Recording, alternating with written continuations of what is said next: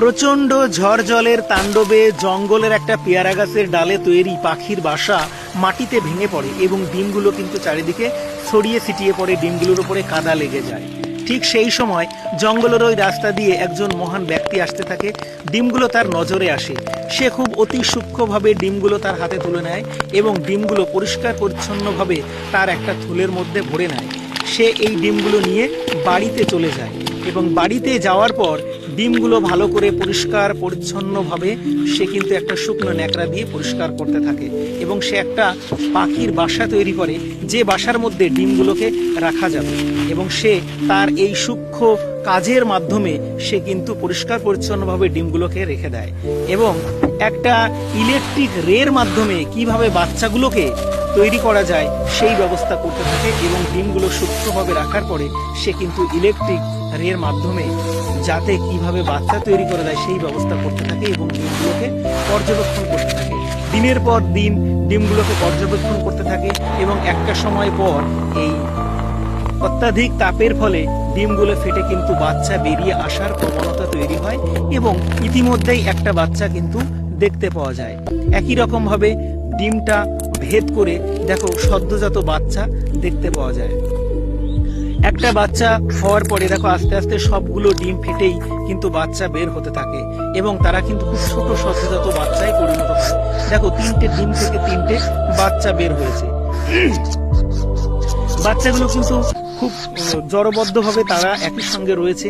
এখন এই সদ্যজাত বাচ্চাগুলোকে কিভাবে বড় করা যায় তার জন্য যে মহান লোকটা নিয়ে এসেছিল সে কিন্তু তাদের আস্তে আস্তে খাবারের ব্যবস্থা করতে থাকে এবং প্রতিনিয়ত তাদের অল্প অল্প খাবার, জল, বিভিন্ন রকম সেবা শুশ্রূষা করতে থাকে এবং এইভাবে করেই ডিমগুলো তাদের এই দেখো জল খাওয়ানো হচ্ছে, খাবার খাওয়ানো হচ্ছে।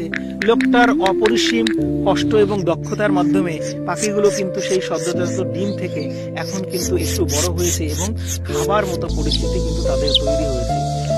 তো সত্যি লোকটার মহান কৃতিত্ব, এই লোকটাকে সত্যি ভালো লেগেছে। লোকটা এত কষ্ট করেছে বাচ্চাগুলো দেখো আস্তে আস্তে বড় হয়েছে, তাদের চোখ ফুটেছে, কিভাবে তারা শিকার ধরে খেতে পারে তাদের কিন্তু সেই ব্যবস্থাও শেখানো হচ্ছে। তো আস্তে আস্তে তারা কিন্তু একটু বড় হয়েছে, এখন কিন্তু তারা অনেকটাই বড় হয়ে গেছে এবং তারা কিন্তু সেই তার তৈরি সেই বাচ্চার থলিতেই কিন্তু তারা রয়েছে। তাদেরকে খাবার খাওয়ানোর প্রশিক্ষণ দেওয়া হচ্ছে, কিভাবে তাদেরকে শিকার ধরে খেতে হবে সেই ব্যবস্থা কিন্তু লোকটা করছে। তো আস্তে আস্তে তারা বড় হয়েছে, একটা শিকার তারা পেয়েছে, 3জনা কিভাবে শিকারটা খেতে হয় সেটা কিন্তু তারা তৈরি করছে। ইতিমধ্যেই দেখো বাচ্চাগুলো ওড়ার প্রবণতা কিন্তু দেখা যাচ্ছে।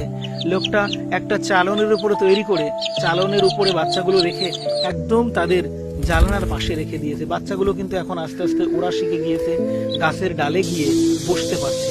তো বাচ্চারা ইতিমধ্যে তাদের পাখাতেও কিন্তু এখন জোর হয়ে গেছে, তাদের পায়ে জোর হয়েছে। তারা কিন্তু আস্তে আস্তে সদ্যজাত থেকে পরিণতির দিকে যাচ্ছে, যাতে তারা খাবার শিকার করতে পারে। তো এইভাবে করেই একটা সদ্যজাত বাচ্চা কিভাবে দেখো বড় করলো লোকটার অপরিসীম মানসিকতা, অপরিসীম পরিশ্রমের ফলে।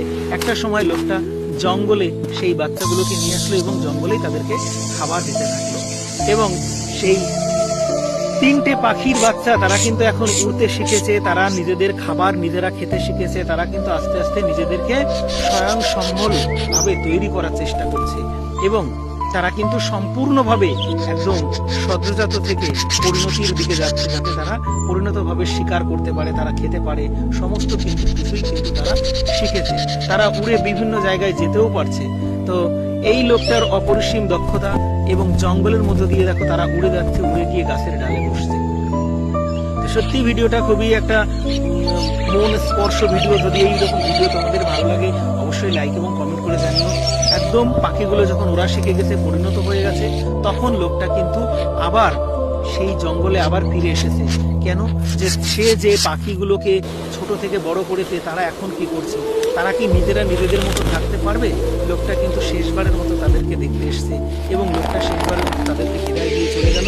পাখিগুলো উড়া শিখে গিয়েছে, এটাই কিন্তু সে খুশি হয়েছে।